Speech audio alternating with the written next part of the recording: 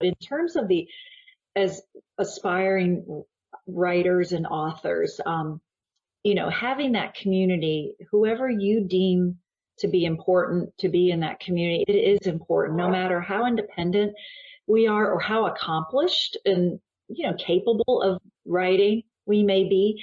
We all need that community. You're listening to the No Labels, No Limits podcast with best-selling author Sarah Box. We focus on the mantra, no labels, no limits, no excuses. And now, without further ado, please welcome your commanding coach with plenty of chutzpah and heart, Sarah Box. Hey there, No Labels, No Limits podcast listeners. This is Sarah Box, your host, of course, of the No Labels, No Limits podcast, where we're on a mission to help individuals, teams, and organizations, and especially our nonprofit friends, think outside the box, move beyond limiting beliefs, and create a profound impact in the lives of others. And, we do this by sharing accomplished and inspiring guests who have challenged their own limiting beliefs or labels and pursued and accomplished personal and professional goals. I'm really excited to introduce today's guest to you because I know her personally. I'm a fan of hers. And I met her last fall. I'm not going to tell you who it is yet, so don't expect me to. But I met her last fall in a class, and now we were in this ongoing support and mastermind group working on projects where we learn more. And this is where I've learned more about her heart and why she does what she does, and just made me a deeper fan. So, but anyway, now I'll tell you who's coming on the podcast with us. Today we're having Kerry Kriseman. Now, she is a native of St. Petersburg, Florida. She's the former First Lady of the cities, and she's on a journey to blend journalism, public relations, and a passion for writing and teaching. She has a long background in news and marketing at the St. Petersburg Times, and she has experience as the public relations manager at Creative Clay.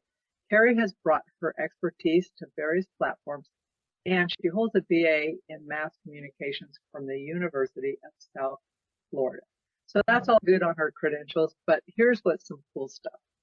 She is not just a writer, but she's also the author of the insightful memoir, Accidental First Lady, on the front line and behind the scenes of local politics, which is interesting topic when you think about what we see often as just the glossy front side of things. So she has a lot to share on that, what she's learned from that. And she also teaches memoir writing and speaking on writing and publishing. And she recently just finished a class in her local college area. But in addition to her literary pursuits, she contributes to a luxury travel magazine, Be Seeing You, and is a dedicated puppy raiser. This is my favorite part, for the Southeastern Guide Dogs. Her involvement extends to pet therapy program at Tampa General Hospital, showcasing her love for animals and community service. So if that wasn't enough, when she's not writing or volunteering, she enjoys indulging in wine, walking her Labradors, exploring culinary delights, and immersing herself in binge-worthy historical fiction. So with all of that, let's formally welcome Kerry to the podcast. Hi, Kerry. Hello, happy to be here, and wow, what an introduction. So I should have had you write a perfect introduction. No. I'm thinking I should have written that. That's how I should write my bio. That was lovely, and thank you for the warm introduction and the invitation to be here today. Well, I'm excited because on my business side, we're all about getting nonprofits to tell their story in different ways and compelling ways. And I know that's something that you are just like, that's your thing. I don't want to say you're an expert or that's your niche, because it actually feels like it's more of your fabric of telling story. And we'll talk more about memoir piece. But in your first book, Accidental First Lady, on the front lines and behind the scenes of local politics, you shared a candid look into your life as a political spouse. So let me ask you first, what motivated you to write this book? And what do you hope readers will take away from it in terms of resilience or community and the power of storytelling? Well, the idea came to me over a cup of coffee with a friend, and it's as simple as that. My husband started in politics, and I say we started, but he was the elected official in 1999 when our daughter was just over a year old. And, the years go by, and all of a sudden you wake up and we're like, wow, we've gone through 8 political campaigns, and this was 2018, so we were coming up on almost 20 years of politics. And by the time he finished, it was 22 years. But his final campaign was his reelection campaign to mayor of St. Petersburg. And it was all campaigns, no matter the level, whether it's a city council or a county commissioner, all the way up, obviously, to president, are difficult in their own ways. Anyone who desires to put themselves in the public arena and ask for someone's vote and also their money for advertising, which it costs a lot of money to run political campaigns. That's just a fact, and not sure if it'll ever change. But with that said, anyone who does that, it's not an easy road to walk. And no matter which side of the aisle you are on politically.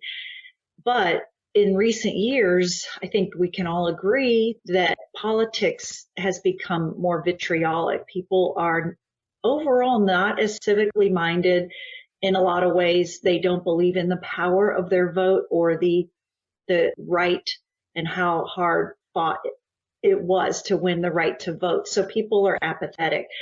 But with social media and the effect that it's had on politics, it's made the atmosphere just really hard. And so with that said, his campaign of 2017 was his reelection campaign. Here in St. Pete, you can serve 2 consecutive terms. And so he was hoping to get a second term. And to give away the ending, he did, thankfully, but leading up to that, it was hard. It pitted certain people in the city against each other. And we're a city of 270,000. We're Florida's 5th largest city. So this isn't, a small town where, everybody knows everybody, but so people who weren't necessarily as involved in politics, beyond voting, they were interested, they were involved, they were personally maybe affected by it. So I had a friend, and we had served on a board of directors together. She happens to be the vice president of the Tampa Bay Rays, our baseball team. And she's also an adoptive parent. I'm an adoptive parent also. So we have had over the years several things in common, and we hadn't seen each other in a long time. So after the election, she said, let's go have coffee. I haven't seen you in a while. And I'm like, let's catch up. I'm like, that'd be great. So we're having coffee, and she says, how do you do this? Like, as in, how do you live this life, this public life with all the nastiness and the negativity and the this and the that? And I had an answer that I would give someone while picking up my kids at school, or a stranger that would ask me a random question. You're not going to get into it really with someone you don't know well, but you give them an answer. And, but with this person over coffee, just the 2 of us face to face, I told her how hard it had been in that campaign. And I was a seasoned political spouse. This was his 8th political campaign. And it was hard. It was very stressful in many ways. And, I elaborated on a few points, and she said, she was astonished, and she said, you should write a book. And I had never thought about it. I really just was so involved in working, supporting my husband and the life that we had, which was really, now that we've stepped away, very, very busy. We knew it was busy, but not until you step away, how crazy it was for a long time. And raising our kids, most importantly, raising our kids. And so I just hadn't thought of it. And I did think about it after that. I was like, I like a project, not that anyone needs to tell anyone that they should do this or shouldn't do that, but it just hadn't been a suggestion. It was like a light bulb went off for me. And I think a lot of us enjoy a buy-in on something that we want to embark on. So I asked my husband, I'm not asking for permission. I was asking for just, what do you think? And And he loved the idea. I bounced it off our media guy who had done my husband's commercials since 2006. He's in Nashville, and we've become friends over the years. And I texted him that day, and he's like, absolutely. He said, and this is what he said. He's run over probably 1,000 by now campaigns nationwide, done the media and messaging. He said, I would love a book for other political spouses. So that's how it started. I started writing it as a how-to for political spouses. And I was doing my outline, as rough as it may be, and coming up with my ideas and starting to write. And the more I started to write, I realized my advice was going to be the same in most situations regarding how you respond to situations, how you proceed or don't on social media, how you interface with your spouse and things like that. The advice was becoming the same and repetitive. I'm like, okay, and then I thought, who am I to tell other people how to behave? I knew how I would proceed on, let's just say, social media, for example. I'm the type of person that writes the post but never hits send on things that, because you have to get it out when someone has attacked your husband or said something untrue. But then you have to ask yourself, is this going to matter in 5 minutes, 5 days, 5 years? And the answer is usually no. So, but then, the idea of my book morphed into something different. And I decided to kind of back up a little bit and start at what I call the top, coming from a nonprofit background. Anyone who's in the arena will know that a mission statement is paramount to a nonprofit organization, whether you work for one or you're on the board. I've served on 6 different boards throughout the years. And, it's always the mission statement. Everything we discuss and talk about, does it flow from the mission statement? Does our mission star? Yes, exactly. So I created a mission statement for my book, and that helped set me on the path. But as I wrote and just was trying to decide which stories to tell and which ones, even if they were you had to be their moment for me to leave out, were they pertinent to the mission statement? So that's how I started writing the book. And, and it was definitely a learning process, and nothing like I'd ever done before, having been writing for so many years. So can you share your mission statement? Yes, I should have had it. Do you have it handy? Do you remember it? The mission of Accidental First Lady is to share my stories of 22 years of political spouse life, the triumphs, the tragedies, resilience, and how to empower other political spouses, especially women, to learn how to find a satisfying life in politics and create their own brand apart from the public figure spouse.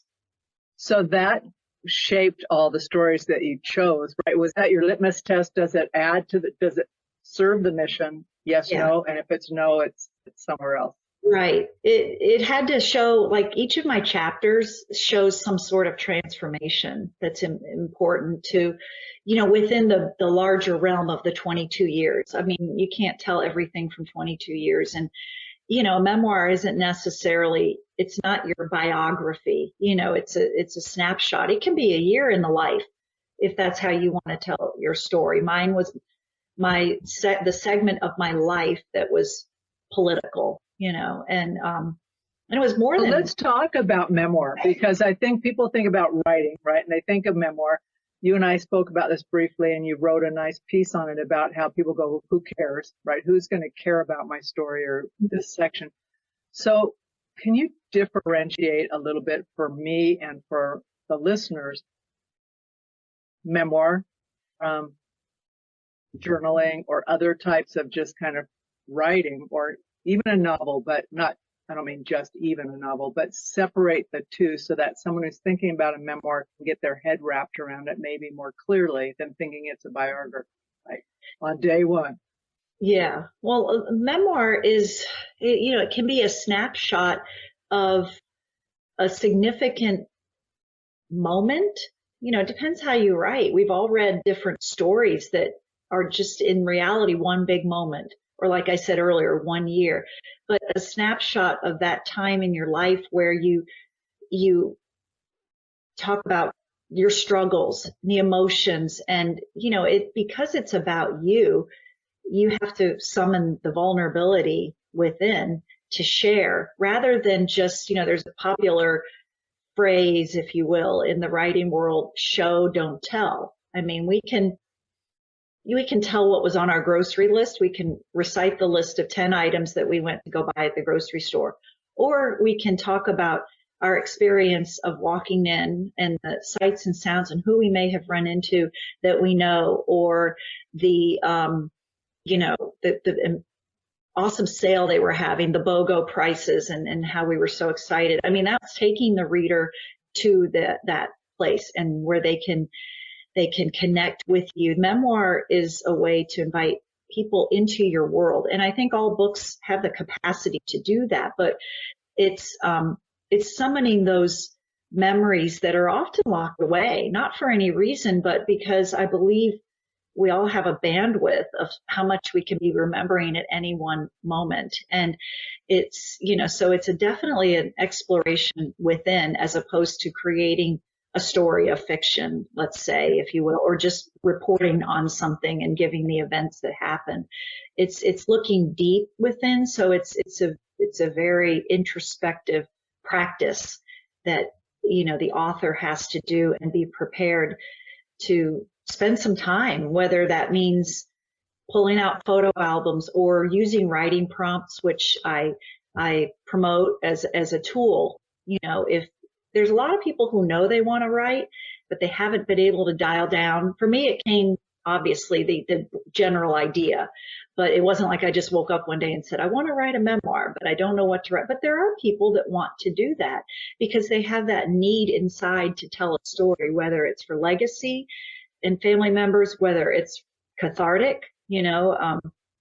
There's people who write about divorce, if they've gone through that and how they've emerged. I mean, basically any subject. You walk into any bookstore, you're going to find a variety of subjects. But that's how memoir is different. It's because of tapping into your own emotions and learning to be comfortable with discerning what they are and what they mean and how they relate to your overall story, and getting comfortable enough and past the discomfort so that you can actually get the words on paper and tell your story.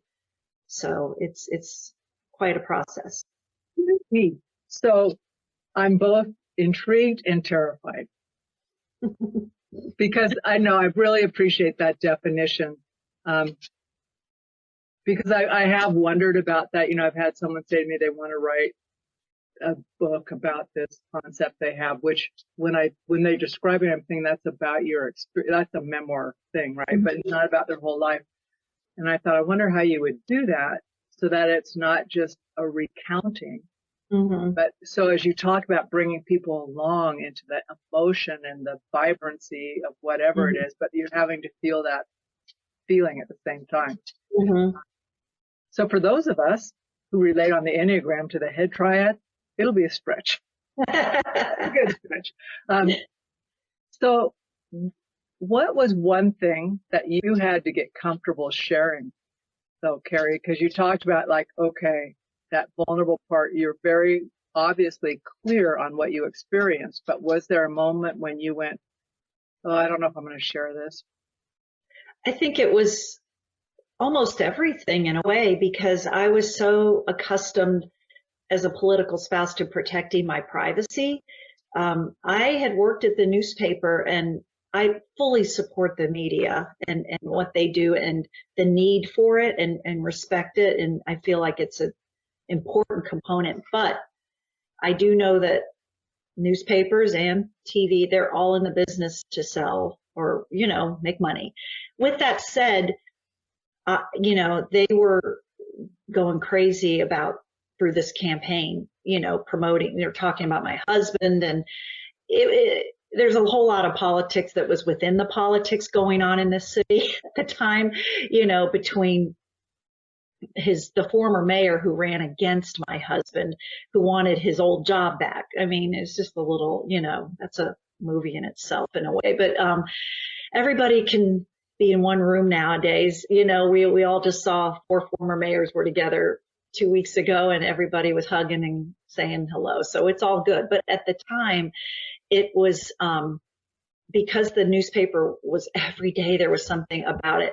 I guarded my privacy so closely. I mean, I've never been the type to misspeak or be flippant with my words or on social media. So, but I was scared to, say anything or, whatever. I mean, I was interviewed as my husband and I left early voting in August of that year of his final campaign. And I was ready, but I wasn't expecting to be interviewed. They didn't talk to him. They talked to me. And all of a sudden I get texts from his team. Good job, good job, good job. So I'm like, everybody's paying attention. And even if you think they're not paying attention, they are. And so I had to get used to sharing my words, and being okay with that because, I was comfortable with it. But for so many years, not that people didn't want to hear from me, but my husband was the one that was the elected official. So, I mean, of course, I'm not going to be giving interviews because he's the one elected. So that's okay. But in terms of, fighting past that, do my stories matter? Does my voice matter? Do I have a right to share my stories? I mean, now I can tell anyone all day long that you absolutely do. But this was 2018 when he was still in office and I was starting to write. And I was also fearful. I didn't have a date when the book was going to come out. I just started writing and was looking, for agents and publishers as I was writing.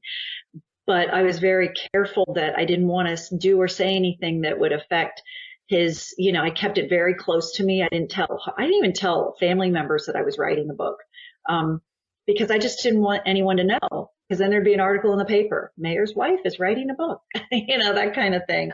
So it's just being guarded and getting past that. It took a lot of, but what was stronger than those feelings of privacy and the need for it was the desire to write the book. And that's how I got past it, because I kept going back to it and saying, I want to do this. And, again, here I'm going back to the buy-in, but I did share my idea with someone I trusted who was a former writer for the newspaper. And he's published 7 or 8 books on Florida in his own right. And he was in town one day. We had lunch and, I sent him like a first chapter and he endorsed the idea and gave me some good feedback. And that made me feel like, yes, this is something worth doing. So, and that's, I'm not sure if we're ready to go there yet in the conversation, but that leads into the community that authors and aspiring authors must form. I say we're ready to go there, because that's what occurs to me is the importance of community, and a community that is encouraging as well as truthful. Right. Exactly. Hey there, everybody. I want to take just a minute out of this episode of the No Labels, No Limits podcast to tell you that we are officially opening the Sandbox membership in September. So if you're not already on our mailing list, please click the link below to either sign up for the membership or get on the waiting list for the membership. And if you click the link, you'll find more information about what's included, what our plans are, and better yet, you'll be on early enough to help decide what is most important to you to experience in the first 3 to 6 months of the membership. So don't wait. Click the link below and join us in the Sandbox, where fun happens. We get to do a little R&R, little learning, support one another, and really grow and expand in ourselves, in our lives, and impact the world in a profound way. So come on over, join us. So talk about community and how important that is and how important it was for you. Yeah. Well, like I said, I've named 3 people already that were in my community. It was my husband, and I can say that we truly have the kind of relationship that we don't tell each other what the other wants to hear. We can both say the truth and be okay with that. So if he tells me, I wouldn't do this, or not to do it, but just I wouldn't do this, or maybe you should say this differently, that kind of thing. I would do the same for him, and it's respected. So going forward, my husband and my friend John, the media guy, Jeff, the former reporter, I involved another local author. She's an award-winning fiction writer, and our kids had gone to school together, and I trusted her because she's not out. She's home writing. She's coming out with her 4th or 5th book soon. But anyway, I trusted her, and for her to give the endorsement of, yeah, this is cool. But, coming from a fiction perspective, she's like, I don't think I could do what you're doing and write it nonfiction. Have you ever considered writing this story fiction? I'm like, not in this community, because I think people would be trying to guess who's who. So, but with that said, that's 4 people. I had another, and a friend that was kind of more neutral, not an author, not, but someone I knew who would tell me the truth. So I kept my community small at the very beginning of 5 people. And to a fault, I almost kept it too small because I didn't do any pre-author marketing, but that's another subject. But in terms of as aspiring writers and authors, having that community, whoever you deem to be important to be in that community, it is important, no matter how independent we are or how accomplished and, capable of writing we may be. We all need that community. I mean, that's why new authors put out advanced reader copies, because they want a community of readers to read their book, give them early feedback, and maybe write a review. Because an advanced reader copy is not the final. That's, there could be changes, and that's another form of community. But in terms of a more emotional community that can, give you that validation that I believe we're all looking for to some extent, had I received any negativity around this, I might have looked back and assessed why I'm doing it, but I probably may have, unless everybody gave me negative feedback, maybe I would have put the project on pause.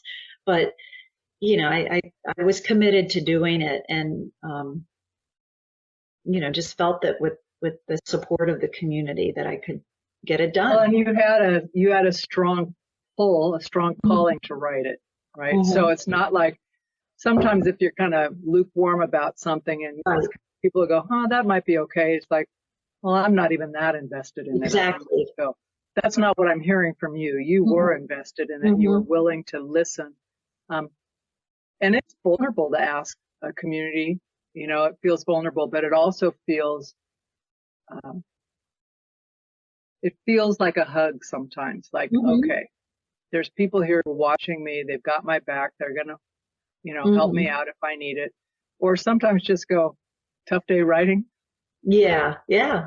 Because it's not like you're just whipping this stuff out easy peasy every day. Oh, let's write a book. Yeah.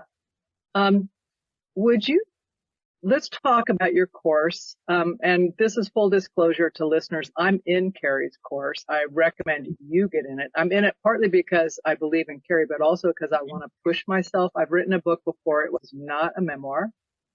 Now looking back, I could have done better. I could have had that more vulnerable part of me in there. So I'm looking forward to learning and expanding and being more truthful, because I know myself better now. There is more truth to tell.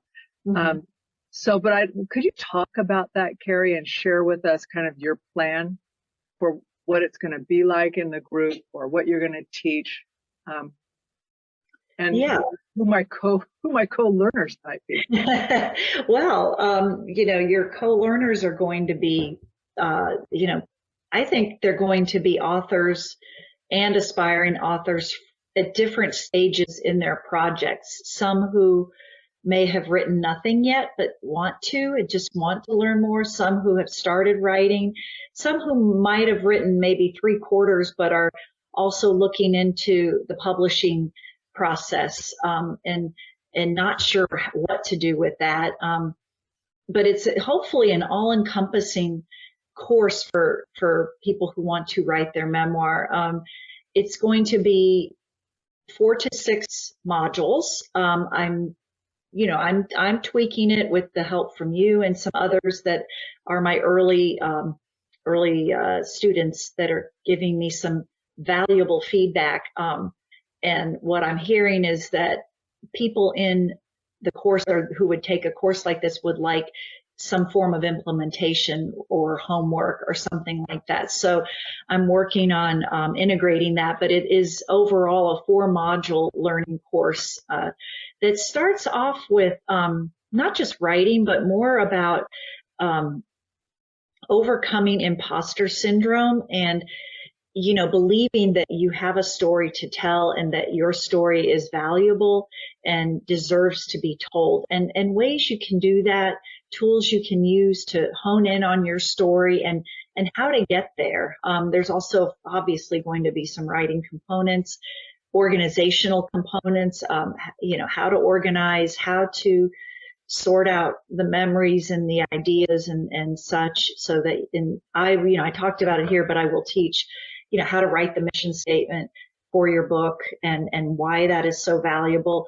I'm going to share various publishing paths for authors, because there's, basically 3, and they're all different, and none of them is right or wrong. They have advantages and disadvantages, pros and cons. But, I think there used to be I don't know if I'd call it shame, because I didn't think of it like that, but people would kind of say, oh, you had to self-publish. And I didn't self-publish, but for those who did, people would say that, like, oh, you self-published? Oh, that kind of, Times have changed. Yeah. And the bottom line is that, you walk into any bookstore or just look online, there are thousands of books every day in the publishing industry, not every day, every Tuesday in the publishing industry is pub day, as they call it, publication day. New books are coming out every Tuesday. So the landscape is large for people who want to write their books. And I think that's, a survey from last year revealed that 62% of Americans want to write their memoir. I think people, maybe social media adds to it, or the ease of publishing as well. And when I say social media, I mean that we're all telling our stories every day. If we're posting something on Facebook or Instagram or LinkedIn in some form or fashion, we're telling our story. It might be that small, but people are getting used to sharing. And I think the longer people live, for some people, they want to tell it for a legacy reason, to share for their family. But, my course will be for anyone who wants to tell their story, regardless of reason. It doesn't have to be for legacy or maybe because they overcame trauma. A lot of people write about trauma, which is becoming more mainstream to talk about anyway, in terms of what we hear and see on the news. People are more forthcoming with their hardships and stuff. So, but memoir, as you can tell from mine, doesn't have to be about, there was some hardship in there, but it wasn't a story of hardship. So that's what my course is going to be. It's also going to include marketing your book, because I think that's an important component that a lot of authors miss. They either aren't thinking about it because they're writing their book and working so hard to get it published, and they find it hard to switch gears. They've spent months, years, what have you, writing this book. And frankly, you're a little exhausted after it. I mean, it's a big task. And so to turn around and then, oh, now I have to market myself and promote myself. What do I do? And the truth is, it doesn't happen after you write your book. It happens 3 to 6 months before you finish your book. But we'll talk more about that in the class and why that is so important, and why it's important to get used to promoting yourself and being comfortable with that.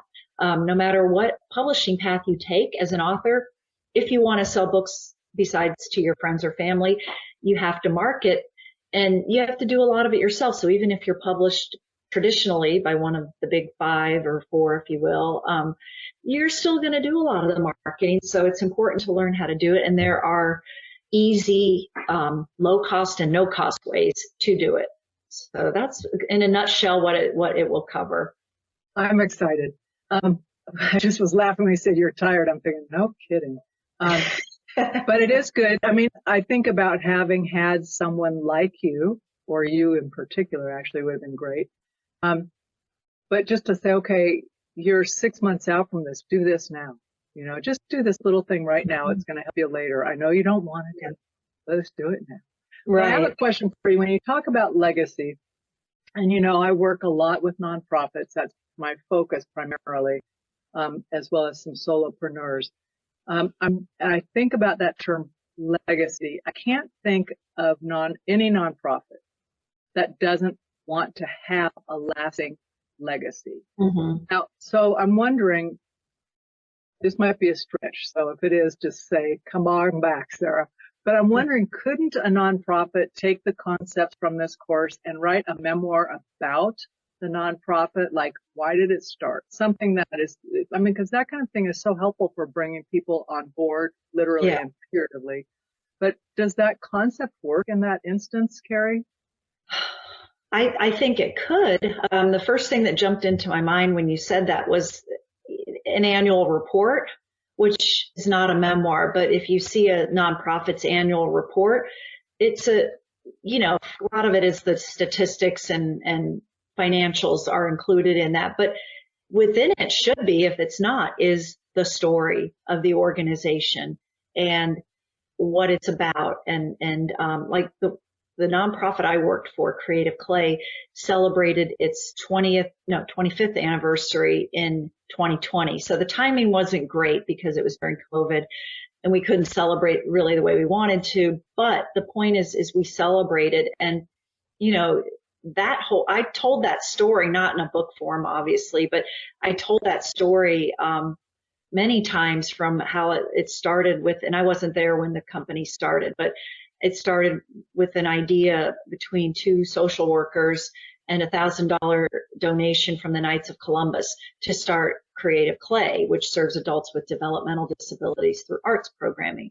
And now it's grown into, a larger organization with national and international projects and outreach and things. So with that said, absolutely a nonprofit could. I mean, it's not going to be written from an I perspective, but you could tell the stories of the people. If you need to protect privacy, you can absolutely do that. But you may not always have to protect privacy. It depends on the individual and what stories you're telling. But you could absolutely use a memoir framework to tell the story of a nonprofit, because it's there's growth, there's transformation, there's emotion, definitely. There's all of that for sure. There's characters in the sense of the people who work there, the people who they serve, the people who are the friends and donors. We've, where I worked, and it's not unique. There's a lot of nonprofits. They've had friends and donors that have been involved for years, and that they're part of the family. They are. And the stories. Yep. So thanks. I'm going to keep that in mind as I'm learning with you. Sure. Because I do think that, some of the reports, and you're right, they normally have some background in the annual. Sometimes they're dry as toast. Oh, yeah. And I'm thinking, okay, that's interesting. I don't care. Because I can't feel it, right? I get here's your business case. I don't mean to be callous, but it doesn't make me feel part of that family, because I can't feel it. You know? So I'm going to be glad to learn about how to do this from you. So I do want to ask you one more thing about nonprofits unrelated to writing. And then I have a couple last questions for you. So this is, talk to me about being a puppy raiser. I could talk to you all day. I know, that's why I held it till the end. Well, we are puppy raisers going on. This is our 15th year we are volunteer. I emphasize volunteer because people will ask us, do you work for Southeastern Guide Dogs? And we don't. It's for Southeastern Guide Dogs, who will be changing their name, and I can say this because it's been publicly announced, to Dogs Inc., as in dogs, INC, to reflect the broader, they serve the whole country. The puppy raisers are around the whole country now. And from a nonprofit perspective, it increases their opportunities for funding. When a national sponsor signs on, yes, because you're not limited to Southeast. So with that said, We, Southeastern Guide Dogs is headquartered about 30 minutes south of where we live in Palmetto, Florida. If anyone's familiar with the west coast of Florida and the Sunshine Skyway Bridge, it's right over the bridge. And we discovered it, I think, when we might have been going to an outlet mall years ago that's not far from there. And we saw a billboard for Southeastern. And I grew up in the pet products industry. My dad started his business in 1965 of manufacturing pet products. And the company still exists today, headquartered in Kentucky now. But I grew up working in that business. 9 years old, I was putting caps on the bottles as my dad filled them and taking them off the screen printing machine and whatever, what have you. And so aside from that, we always had dogs. I mean, they've just been a constant in our life. So to say we love dogs is an understatement. And that's what the question I get not almost every day, but a couple times a week is your next book going to be about dogs? So I don't know yet. But with that said, we discovered Southeastern Guide Dogs, and they used to have puppy hugging. And I would take the kids down there. I was a stay-at-home mom for 10 years. And if the kids had a day off school, we'd go down and just drop in and hug and play with 6-week-old Labrador puppies. I mean, what's better than that? So as Southeastern became more programmatic and intentional with their training practically from day one, and, the minute their eyes open 2 weeks later, starting them on things, they did away with the puppy hugging. It also kept the puppies healthier without bringing in the public before they were fully vaccinated. But our daughter, my kids are Jewish, so our kids were, she needed to come up with a bat mitzvah project in 2009. She was having her bat mitzvah in 2010. And she said, "Can I raise a puppy?" And we're like, "Yeah, that'd be awesome." And you can say, "Wow, she's 12 years old. Can she do this?" And she did as much as a 12-year-old could do. I mean, she couldn't bring the dog to school, but he stayed in her room, and she went to we have to go to puppy meetings twice a month for learning and training and such. And it's one of the most rewarding things. So 15 dogs later, we are welcoming a new pup on April 1st named Sky. And we had the honor of naming her, and we named her Skye for the Isle of Skye in Scotland, and where we visited, and it's just gorgeous. But we just love puppy raising because of the independence that these dogs bring to people. And you talk about storytelling. If you have a minute, go on guidedogs.org and watch some of the videos. They do a tremendous job of telling their story from the perspective of the people that receive the dogs. Because the biggest question we get after loving this dog that we've had from a pup to a 15-month-old for a year, it's part of our family. We've, been through the potty training and all that and so forth. Then we have to take it back for its advanced training. The biggest question we get is, how do you do it? I can't do it. How do you give them back? Well, we give them back because we know they're not our dog, but emotionally we give them back because we know that someone needs them more than we do. And we may love them, and we do. Everybody loves the puppies they raise, and they've all been different, some more challenging than others, but we love them all. But we know that someone needs them more than we do, and it gives them independence. It gives a veteran a chance to, push past PTSD so that they can enjoy life again with their family. It gives a visually impaired person, the opportunity to navigate with their head held high versus with their head lower with a cane.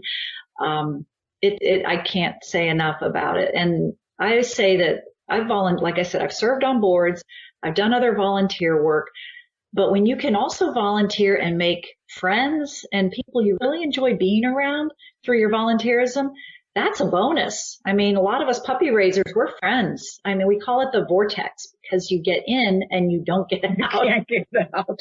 Yeah.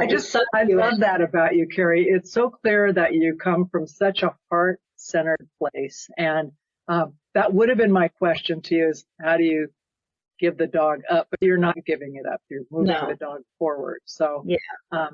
And I know you have dogs in your home. So Yeah. Dogs that are Yes.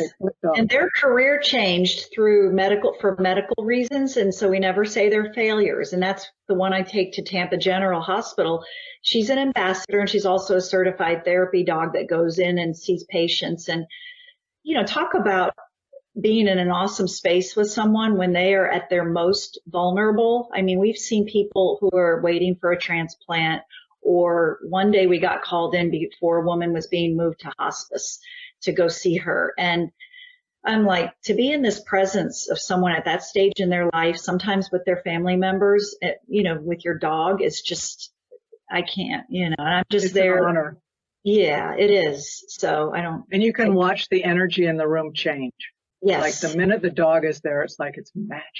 Yeah, it really is. And so she has a gift to see. So here's my second to last question for you. Okay. One of the things I like to ask all my guests is if they've had a chance to listen to the podcast, and if so, is there an episode or a guest that they took a golden nugget from that they can share back with the audience? Because I like to think about paying forward what we don't even know yet. I listened to episode 338, which was one of your most recent episodes about thriving with ADHD and high sensitivity. And you had two lovely guests on there that were so brilliant in their own fields. I have a niece with ADHD. I mean, I guess we can say most everyone probably knows someone who has it. And I've always been kind of interested in it. And I don't know a lot about it. One of my friend's daughters, who happens to be my daughter's friend, was diagnosed at like 25 with it. Very high achieving, brilliant, whatever. But the part I found most compelling was not just their personal stories and experiences, but was the high sensitivity component around that. And that, how sensitivity can be regarded as a negativity in some senses. Oh, you're so sensitive. Oh, you can't, what's wrong with you, kind of thing. And I don't think I have ADHD. I have no reason to think I do, but I know that I'm a sensitive person. And, and I used to not be that proud of that fact. But now I think it's an asset.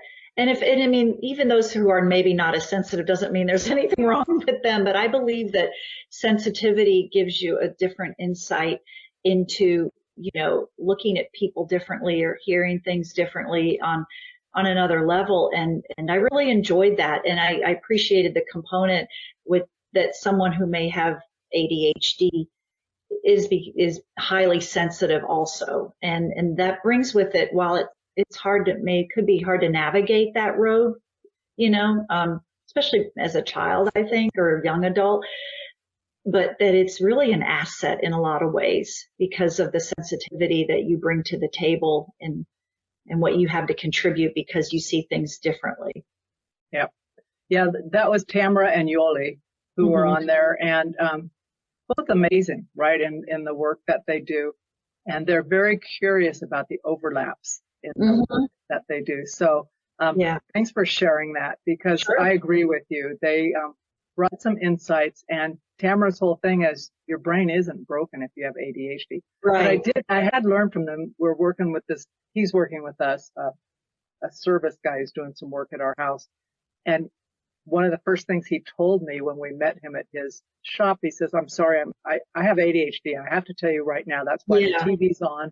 So he's telling me all this. And then not long ago, my husband gets this text from, I says, he's not going to be able to communicate that way with you. He's in 5 other different places in his brain. See if you can have a phone call with him. Right? Yeah, interesting. But, I'm not sure I would have thought about that in that way, other than be like, what is going on with this weird communication thing? Yeah. So I appreciate that too. And so thanks for sharing that. I'll make sure we cut that part out and they get a heads up on it. And I'm be curious, because I know a lot of people will take away from what we're doing here. So my last question for you for now. Sure. Today. I know you have a gift that you will give our folks if they go to your website. So I'd like for you to say that, but also can you share with us if anybody's listening and they want to get in on your class? It's going to open in May. So can you talk a little bit about that and how anybody could find out more about that specifically, Kerry? Sure. My class launches May 20th. And if you go to my website, kerrykriseman.com, it's KerryKriseman.com. There is a tab right up at the top that says Enroll in Make Memoir Magic. And you can find out about the class. There's some details on there about it. And then you can join the wait list. And that means you join my email list and you will receive information when enrollment opens. And you'll also get to receive some emails from me to get used to my conversational tone, what I might be sharing with you. I try to share some nuggets each week, with my subscribers that they can hopefully find useful in their writing practice. So I encourage anyone to just go to my website, check it out. I have a blog if you want to read any of my writing, and so I also have some free resources on my website as well, such as a writing prompts guide and, what else? A goal setting guide. I have a 20 strategies to write your memoir. So I've got a couple other things on there. So I definitely encourage anyone to go there and check that out. So we will have the links to that in our show notes like we do every week with our guests. So if you missed how she spelled her website, don't worry about it. The hyperlink will be in the show notes. So Kerry, as we end this podcast, I want to give you the last word. What is one word of encouragement that you give aspiring writers who are on the fence? Believe. If it's one word, I would say believe, because I believe that aspiring authors need to believe in the value of their stories, and that if they want to tell their stories, they should absolutely do so. And that they should believe that they have the capability to do it. Now, we are all at different stages of our writing, but there are resources if you feel like you need to hone your writing skills or grammar and so forth. But in terms of what's in your heart, you need to believe that it's worth telling. Okay, No Labels, No Limits podcast listeners, there you have it, believe. And that's one of the tenets of the philosophy of the podcast, right? You have to believe in yourself so that you can get past or around or engage with limiting labels and beliefs. So until next week, everybody, have a good week. If you enjoyed this episode, please rate and review it. Share it with someone else. Maybe you have a friend who you're thinking, man, they've told you a story and you think they should write a book. Send them the link to this podcast so they can get connected with Kerry. I'm not getting any kickbacks on this. I'm just telling you this because I believe in Kerry and who she is and how she shows up. And I think that's it for this week. We'll come back with another great guest soon. Thanks, Kerry. All right. Thank you. It's great to be here. You've been listening to the No Labels, No Limits podcast with best-selling author, change agent, and strategic business coach, Sarah Box. You can grab the show notes and find out how to work with Sarah at sarahbox.com/No Labels, No Limits podcast. We'd love this podcast to reach as many people as possible. Please remember to rate, leave a 5-star review, and share the podcast with someone you think would get value from this conversation. Till next time, keep taking those daily action steps to align your purpose to your principles and achieve your goals in business and life.